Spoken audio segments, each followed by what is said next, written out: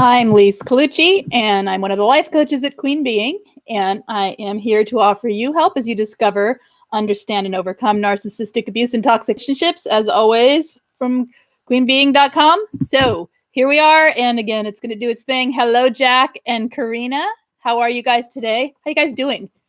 Having a good day? It's completely lovely out here. How's it over there? So we're going to talk about narcissistic fleas today. Yesterday was exciting, and we'll do more of that on Thursday. But today, let's talk a little about narcissistic fleas, what that means, and how to get rid of them, how to get rid of those pesky fleas. Because no one wants to go through life feeling like they are the narcissist, right? Or feeling using other people or hurting other people through actions that you feel you are, what am I trying to say? You aren't maybe understanding that you're doing them, right? Okay, so what are fleas? What are narcissistic fleas? Let's see.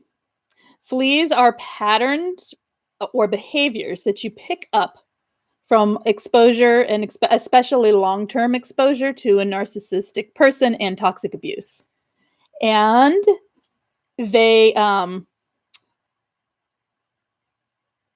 if you're raised by a narcissist, it's patterning and programming for how to behave in a situation that keeps you safe and protected from a narcissist. In other words, if they act a certain way, you have a certain response, but then the conditioning is getting in there that's how you treat people under certain responses, right? That the way they treat people is it's not right, but it comes out when triggered. Okay. Hello, Belle and Butterfly Mama and Tree Hugger and Malta and Karina and Jack. You're starting to itch. Don't get itchy. We'll just get rid of those fleas. Get a little flea stuff on you. Okay. It's basically your adaptability amplified by toxic abuse. It's amplified by the manipulation and the manipulation tactics that toxic narcissistic people use. And it's a defense mechanism in order to keep yourself safe, protected. Basically, you're going with the flow in a relationship with a narcissistic person, especially when it's a parent. You can see how if you don't go with the flow, then you're odd man out and you become more of a scapegoat than you probably already are, right? So it's a learned behavior. But because it's a learned behavior and it's patterning, and you're not a narcissist and you have empathy, because likely you do things when you're triggered, if you recognize fleas, you do things that are make you feel guilty or ashamed, or you feel bad for the person that you did it to, or you think, oh my gosh, why did I react like that? And likely that your empathy toward the person that you basically had fleas at, that you feel something, right? And so that means you can fix it. Okay, anybody have examples? If you feel like you have fleas, anyone have examples to share that you want to share? You don't have to, but if you do, say it here and we'll talk about it. Let's see. What are we saying here? We're saying hi to each other. Good. Okay. All right. So some examples might be someone is triggered and the survivor who is triggered might lash out at the person who triggered them. The person innocently did something perhaps that was a trigger. It wasn't something that exposes you back to a behavior that you needed to protect yourself from. And the survivor might instantly have a temper or a rage or an attack upon the other person without any discussion or room for that person to have even made a mistake by saying something, or even to say something that needs to be said that you don't want to hear, right? Does that make sense? And so those kind of triggers can cause a flea-like reaction. And basically the survivor in that case will project and gaslight back onto the person who said it. Another thing might be feeling like you get your feelings hurt, being triggered by having your feelings hurt, and instantly shutting down and going silent instead of saying something. Or you might, you're throwing back narcissistic manipulation tactics at other people when you're triggered by something that makes you feel abused or re-abused, or it opens up the abuse memory in you. And so recognizing that what your triggers are is a huge step in understanding how to cope with, deal with, and then functionally relearn how to behave instead of the manipulative way you have been taught to behave, which is a flea. Does that make sense?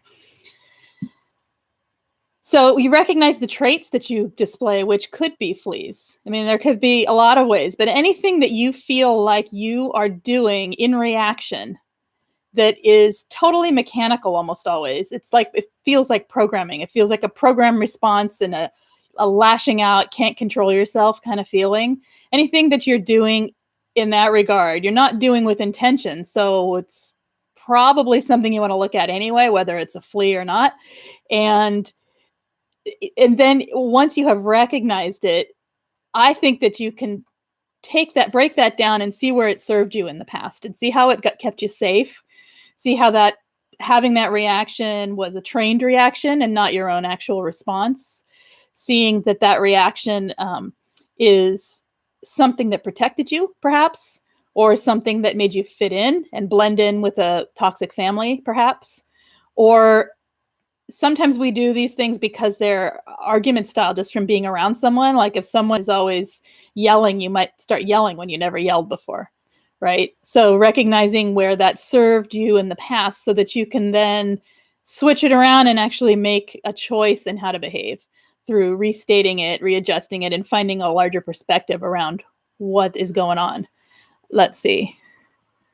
I'm still learning what my triggers are. I tend to dissociate more than lash out. Right. And that's a different topic, but still, like some people don't have fleas really, and some people do.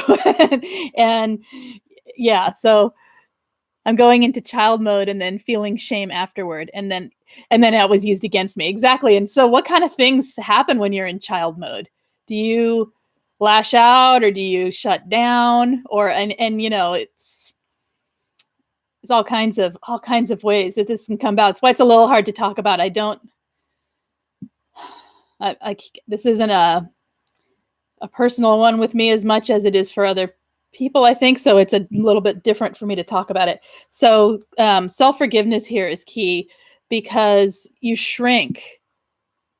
What do you mean you shrink? Took a few days to recover. Oh, you shut down. And so you go into sort of like, I'm going to call it a pout, but I know it's more than that, right? But the shutdown is, in a sense, child mode because it's not coping and functioning with what's happening right now. And it's a throwback to the way you had to cope as a child. So you consider it more flea-like than yourself. Is that correct? Than how you would like to behave, rather. Is that correct? Yes, fear. Okay. Yeah, and I think it's interesting because this ties in with triggers a lot. Because obviously, if you're triggered, for instance, let me give an example of speaking to a survivor and having to tell them something they didn't want to hear.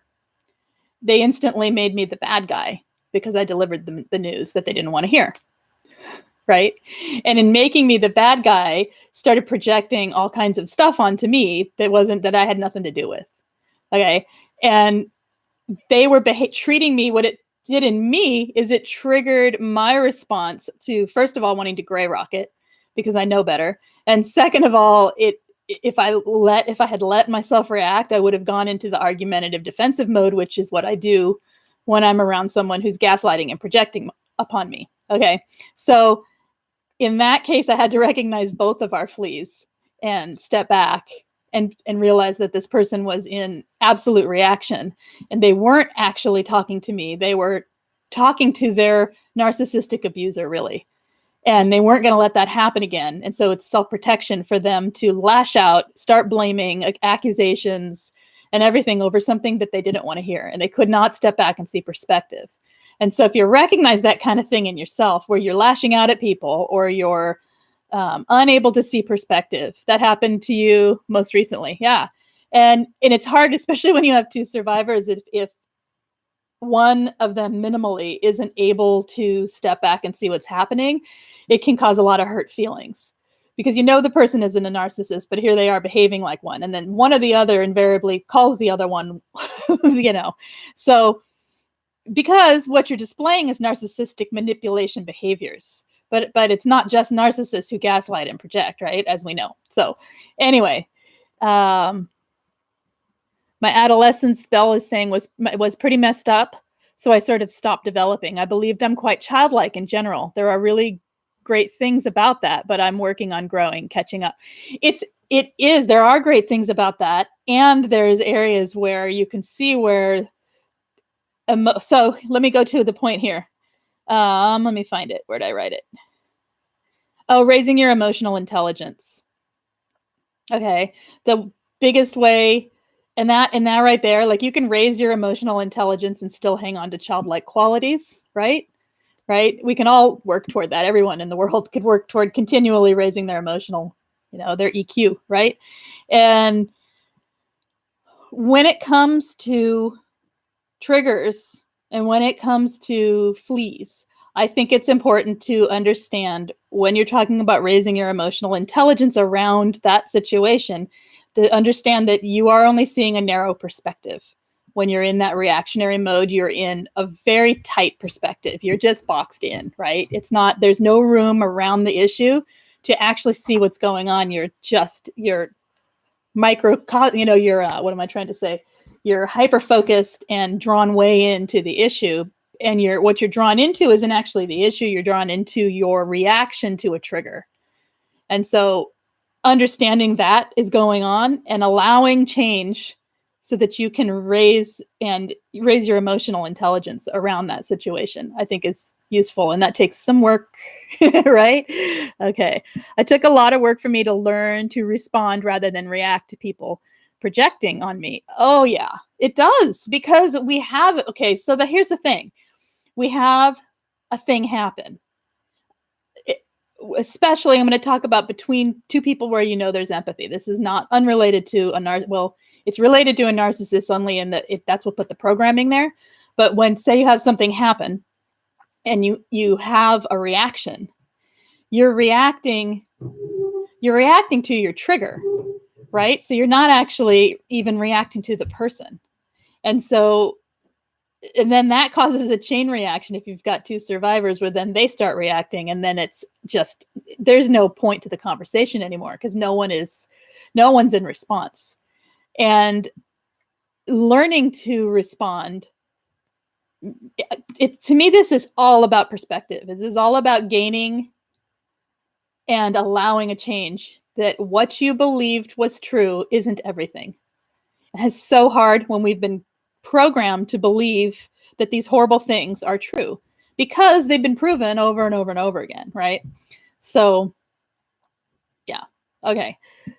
As for fleas, I'm fairly certain withdraw inward to protect myself. I almost feel my heart closing off. Oh, yes. Yes, yes, yes. That's a good one. And that kind of goes back to the shutdown Jack was talking about, feeling your heart closing off. It's like you can seal off the empathy for a little while in order to protect yourself, right? And so as you're raising your emotional intelligence, what you're learning is you can still have empathy. You can still have your feelings and you can still have your emotions intact while you are also protecting yourself, because you learn better coping skills. You learn better ways to react or to respond rather than to react. Oh, what I was going to say is when you're in reaction, your emotions are the loudest thing. Okay. Your logic goes under. It's like if it was a wave, your logic is just surfing on that wave and it dives under when the emotions crash over you, right? So when those emotions are really high from a trigger, that's the time to recognize you're in a trigger so that you can seek the logic, I think. Seek the logic behind what's actually happening so that you can gain some perspective or learn some body calming skills to calm your body down, because the emotions are going to be screaming at you to react, and it's instantaneous. It's not like you have a second in there to think about what you're feeling. It just rises up. It's a body and emotional reaction, and all thought starts following that trail instead of having independent thought of your own, which is what allows you to respond, right? So does that make sense? Let's see. And I think these triggers, says Jack, the abuser uses so well to gaslight us into believing we're the problem. Absolutely. They want a narcissistic person needs a toxic relationship. They need you to be equally toxic back. If you were quote unquote perfect supply. If you were the perfect person, so to speak, and you never had a reaction to them, it wouldn't be enough. They need to alleviate their own sense of accountability, which we know they don't have accountability, but that second when you feel they're about to be accountable to something and then they shift it and bury it, that is when they will turn to your reactions, your fleas, so to speak, and start blaming so that they can completely wash over their own accountability for a situation. Yeah. And we need to start focusing on ourselves, but was never enough. Just couldn't get it right. Yep. Butterfly Mama says, I feel I can't respond, but then I shrink, which is better than withdrawing totally, which I had done. Okay. Yeah. The shutdown of the heart. Okay. You see how this is, it's all learned in behavior. If it can be learned it can be learned in a different way too. We can learn what we wish to do in this world and how we wish to be and start to move toward it. Okay. It's even physical. Exactly. That's what I'm saying, is that the emotions, wait, let me finish reading so I don't say something unrelated. Bella's saying, people tell me, and I know it's true, my shoulders roll forward in a protective way and I feel very vulnerable opening up physically. I love this. You got to brace to retrain your muscles, and it's working. Posture's a big one that I talk to people about. Like, pay attention to your posture. Just notice what happens when you have a reaction that's unlike what you wish for it to be. When you're feeling especially low emotionally, pay attention to your posture and then change it and see what happens to your emotions. Your emotions have a harder time believing themselves, so to speak. If you're standing up straight and you are projecting out a more positive physical stature, your emotions have a harder time sticking down where they want to be, or where they're trying to drive everything. And then that gives you a little bit of space, and also relaxation. And it gives you a little bit of space to allow your thoughts to come in and your choice to be there. So you can set intention then in order to respond. You can step away, do this, and then, set an intention and respond. Okay.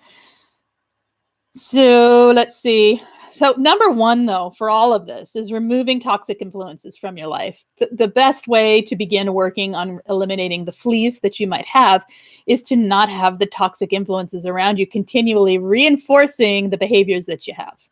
It's very difficult when still with a narcissist or having them around. Not impossible, but difficult. You may have to resort to the flea-like behavior around the narcissist, but then work to not have it around other people. Tricky, right? But the best way I can think of, if you have to still be around someone that is toxic, is gray rock. Gray rock, and really learn how, but only do it around that person. Okay, don't gray rock the whole world and shut down and shrink, right? Because that doesn't help you.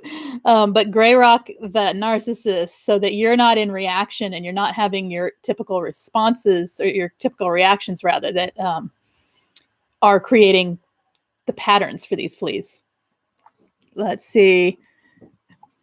So Jack says she would say, you don't see, my children are knocking on the door. You guys, working. I'm working. So sorry. Life. Okay. She would say, you don't seem genuine. You never show emotions. So I started showing emotions and all blink and fell apart then. Yep. I roll. Not really. My therapist tells me to smile even if I don't feel it, because the brain doesn't know it's not real. I do try to do that. I think there's and there's a level of fake it till you make it, so to speak, in that regard. Be honest with yourself, though. I would say that, like, okay, I'm going to smile. I don't feel like it, because that can also become a mask that we wear in order so that no one sees our pain. It's a tricky one, but I see what they're saying there, that like, just put it on anyway, because it will help you to feel the more positive things in your life. Especially, I would say I wouldn't personally do that around something that is really negative, but more like if you're out walking, say you take a walk and you go down the street and you see yourself like staring at the ground and looking really sad and whatever, that's when there's nothing bad actually happening. Lift yourself up, stand up tall, and put on a smile, because your brain then has your brain has the chance to experience life from that perspective, and it has no clue that it's not real because it's not emotionally based, it's physical, right? So that makes total sense. Just be careful. I would be careful where I did it. I'm sure they gave you a similar warning to be careful where you do it, because you don't want to just plaster on a smile when everything's awful. That's just torture. Right? All right. So seeking a language that is empathy based and fair. When you see that you are okay, here's a point. A lot of times, say something happened, like, let me go back to my example. This woman that didn't like what I said, didn't like what I had to say, that was needing to be said because I had to say it. It wasn't that I had an opinion of her. It actually was something that someone had to tell her this, and it was me that had to do it. Okay. And it was, instead of having a reaction of attack, let's flip it around. Let me pretend I'm the one who did it, because I don't know how to speak about someone else's, what they should and shouldn't do. What I would encourage in myself, if I felt the need to attack back because I did not like what someone was saying, the first thing I would do personally is listen to my language. What am I saying before I say it? Take a second to think about what I'm saying, just a second. And sometimes when you want to say something that's a lashing out response, you can shift the words to be more fair and thoughtful. And just in that, you are sort of softening the flea effect. Does that make sense? So it's learning how to speak to be able to still, because she may have had a legitimate reason for whatever it was, right? Or I may, if it was me, I may have a legitimate reason, but I can't get my point across if I'm reacting with a flea-like response, right? I cannot be heard. All it does is create more friction and tension in your life. And learning a language that speaks more, what is the word I'm trying to say? Benevolent and fair toward the whole situation. I think that can be useful. Belle says, yes, Lisa, that is the key. Unfortunately, I didn't receive any instructions like you provided. Makes way more sense now. Thank you. Right. You're talking about the language part? Is that what you mean? I feel like for me, that's a big one. And that's kind of how I taught myself to respond rather than react. Of course, I still react half the time, right? But that's kind of what I work with a lot, is listening to the tone that I'm speaking in, listening to the words I want to say, and trying to find words that are more just before they come out my mouth. Right? Okay. Yeah, see, I would have started with don't shoot the messenger. Right. And that's another, that can be funny, but it can also be a reaction, right? And all right. Okay, let's keep going. Let's see. I talked about knowing your triggers, and learning coping skills for your triggers is important too. Understanding when you're in a trigger, like somebody pointed out, they're not even sure what their triggers are yet. And that, it takes time, but that's part of growing your emotional intelligence, is learning about yourself. It's learning about where you in life have these reactions to things that are not meant to create those reactions, especially that kind. A trigger that's like really intensely bad, where it actually is. So here's the thing. Triggers are oftentimes just echoes of trauma. Okay, they're remembrances. They're not trauma. They're not the trauma. They're not the issue. The person who is triggering you, the situation that is triggering you, is a lot of times completely unintentional. Somebody may just mention a topic and it's triggering. And instead of walking away or learning to cope with that topic, learning the skills you need, a person may go into a flee reaction and feel like everyone's talking about things that are very hurtful and they shouldn't do that. And, so it's learning what it is for you, what your tolerances are. If you got to walk away, but that lost my train of thought there, but that's the way to begin to understand what your triggers are, but also understanding that that isn't an intentional trigger. That's not bumping into your narcissist in the grocery store. That's a different kind of trigger. Do you see what I'm saying? Like something that actually puts you in the face of re-traumatization is different than something that's reminding you of a trauma. And most of our triggers often are just the remembrances. And I say just, they're equally painful and difficult, but there's a different way to maneuver with them, right? You bump into your narcissist at the grocery store or wherever, and you're face to face with them. Totally different reaction than if somebody says something about a candy bar that you once ate with the narcissist and it makes you think of them, right? Totally different way to handle each of those situations. So it's understanding where your triggers lie and what's happening in your life and what's around you so that you're not going into a flea-like reaction at everybody else. And because the whole point is we don't want to be toxic to other people as well, right? Okay. Or to ourselves, really. So here's another one, another flea with people, especially like verbal uncalled for attacks. Exactly. Yeah. So another flea that can happen is attention seeking. The attention seeking that comes from the devalue cycle and the love bomb cycle. I don't even know how I want to word this.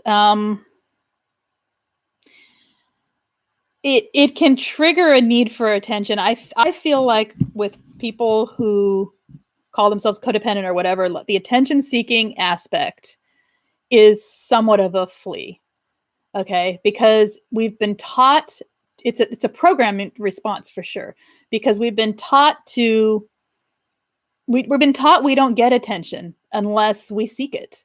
We've been taught to people please and whatever else we do to get attention, right? But sometimes it's in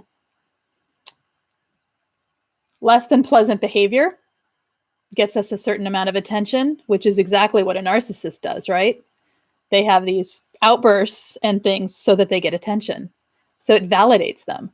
So before we have these little outbursts as someone with empathy and wanting to change this in ourselves, I mean, you've seen it in people sometimes, right? Where you just see them throwing a fit because they want attention, or you feel like someone's attention seeking by complaining all the time, things like that. And yes, it's totally legit to complain sometimes, and it's good to have your friends you vent to and whatever. But do you know what I'm talking about? There's a difference, and I'm sure we've all seen it in someone who isn't toxic per se, or they're not a narcissist rather, but they're displaying toxic attention-seeking behaviors that are negative and really not good for them or the relationships that they're in. Does that make sense? So the way to work with that is obviously notice that one is doing it and to start to give yourself the attention you need. Figure out what it is you're needing. What are you needing? And before you respond, ask yourself, what does that other person need? What does this situation need? Right? And go from there, because that's a hard one to talk about. And I don't have a good example, but I think you know what I'm talking about if you've seen it or done it. Let's see. If someone confronts me professionally with something I may have not done correctly, I feel awful and I just want to run. It takes a lot of inner strength to recover.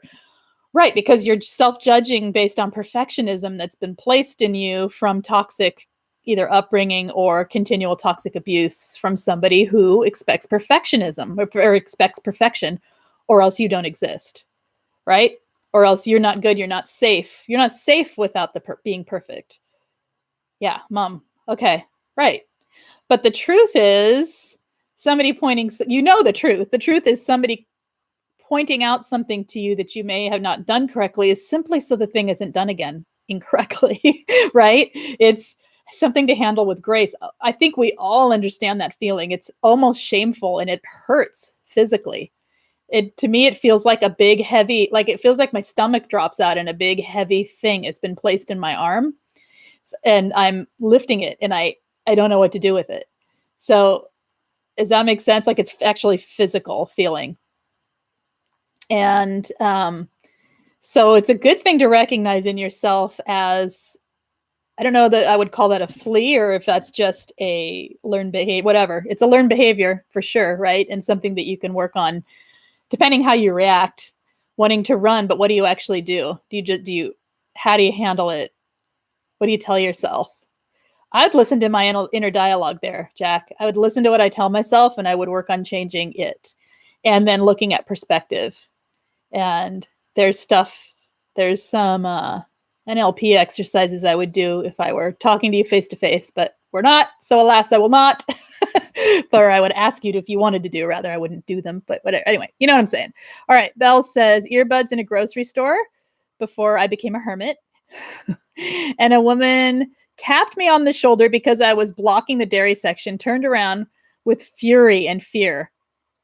It was an 80-year-old, no earbuds in store. Oh my goodness. Yeah. Yeah, see, I once was at a store and this very lovely, very high couple was standing in the aisle, just delighted at all the things they were looking at. They were a little in the way. Okay. They were distracted. They were smiling. They were lovely. They were fine. They weren't doing any harm. All you had to say was, excuse me, and they would have moved. Okay. But they were in the middle of an aisle at a Trader Joe's, which, if you know what that's like, it's narrow aisles, right? Always. So they're there and I'm on one side and this woman's trying to get through on the other side.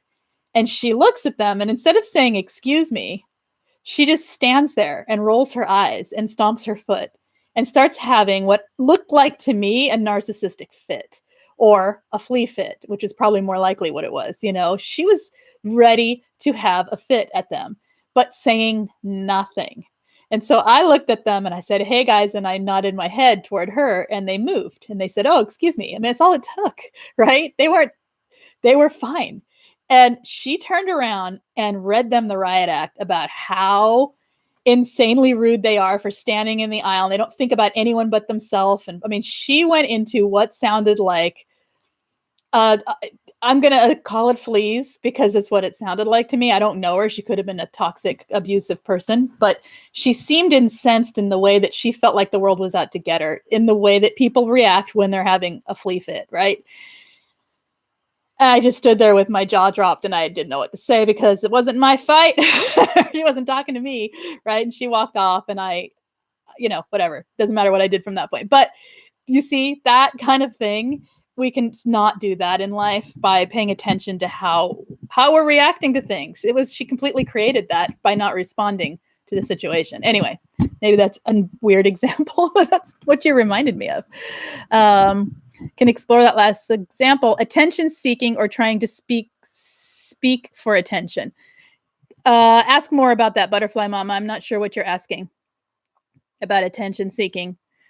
Attention seeking in the way of what I'm thinking here when I wrote it down was when people attention seek toward negativity. I'm not so much talking about attention seeking through doing things for people, and people pleasing stuff, but the kind of attention seeking where that you'll often hear narc moms doing, the kind of, oh, my life is so bad. I had this thing, like somebody might have been injured or whatever. And so suddenly they have a worse, that kind of attention seeking. But when it carries over as a flea, someone maybe complains a lot or they attention seek through pointing out negativities all the time. And that's what I was thinking when I wrote that down. So does that make sense? Belle says, I was so mortified. I never wear earbuds in stores and never turn my back or allow myself to be cornered. I felt so bad. I ran out of the store. Oh no more of that. Oh, see, it's tricky because, a response would have been to smile and say, okay, but it gets so into our feeling of shame for ourselves, right? I think a lot of this comes down to shame. Don't you think? Shame and guilt and programming. So working on the shame, right? Okay.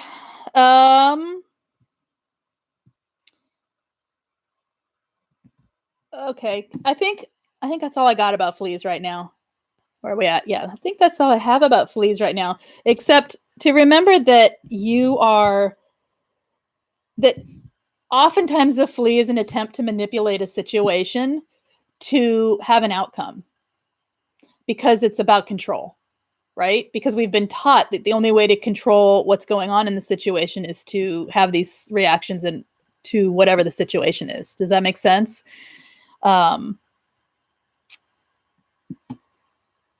Did I give a clear example this time, Butterfly Mama, of what I was talking about?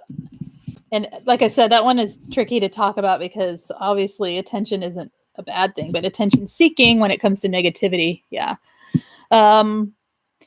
So if we're using these fleas, these manipulative tactics is basically what a flea is. When we're using manipulative tactics in our life, what we're trying to do is control and create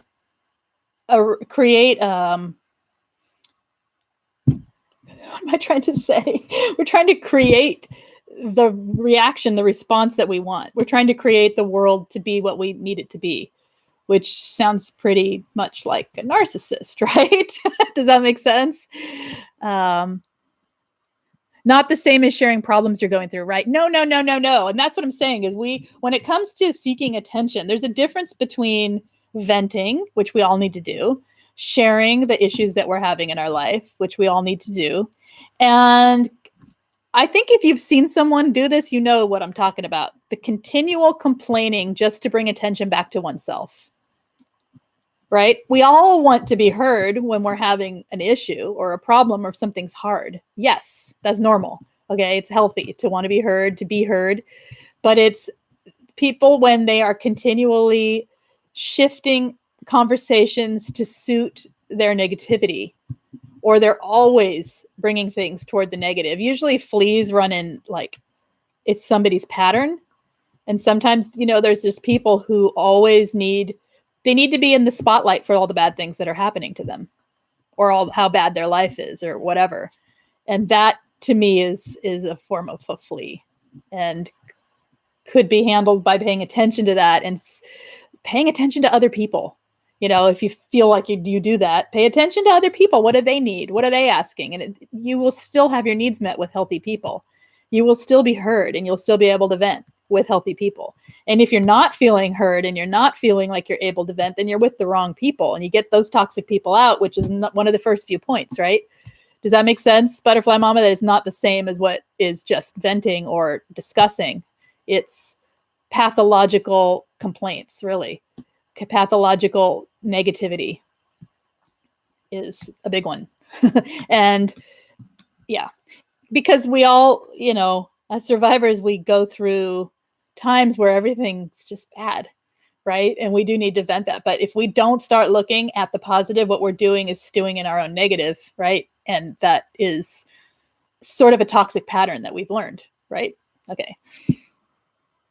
It's times like that anger me because we are all here to become better, healthier people. With narcissists run times like what? When people just are negative all the time? Okay. Did I clear it up, Butterfly Mama, or do I need to say more? I don't know from a sentence. Anyway, so it's any pattern in your life that you see that you can actually identify as yourself being manipulative toward the world around you in order to protect yourself. Okay. And that is how we learn to raise our emotional intelligence and become free from the programming of the narcissistic parent or person in our life. Right? Okay. All right. Any other questions or anything you guys want to talk about today? What's going on with you? Anything that's needed? Oh, why? See, okay, sorry. It's always time's up. Okay, guys.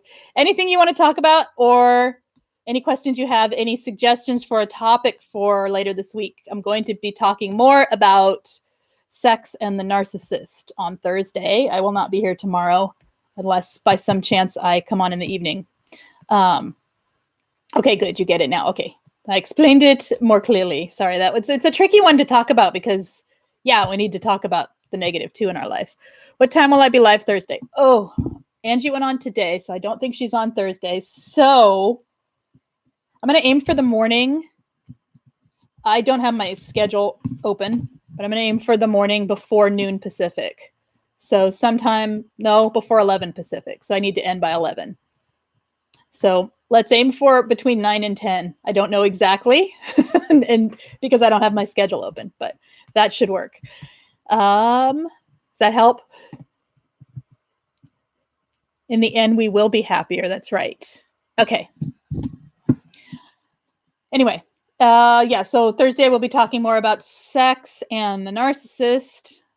In fact, there are so many replies to that request for sharing that it may take 2 days. It's seriously long. There are seriously so much to say on that topic. We'll see how condensed I can get it. And I want to do another one on Friday, probably about how to regain and reinstate your own sexual power after a narcissistic relationship. And by that, I mean how to come back into your own sense of yourself, how to get your mojo back, really, how to get your own sense of feeling good about yourself within that. So I'd like to do that Friday or Monday. We'll see. Anyway, any other topics you guys have, feel free to always let me know. Put them here, put them in the comments of any video. I read those every day. And that's it. So if you have not hit subscribe and you enjoy these, hit subscribe. If you've not hit the like button so I know which topics you enjoy the most. And I will see you next time. You guys take care, and I'll see ya. Bye-bye. And you're welcome.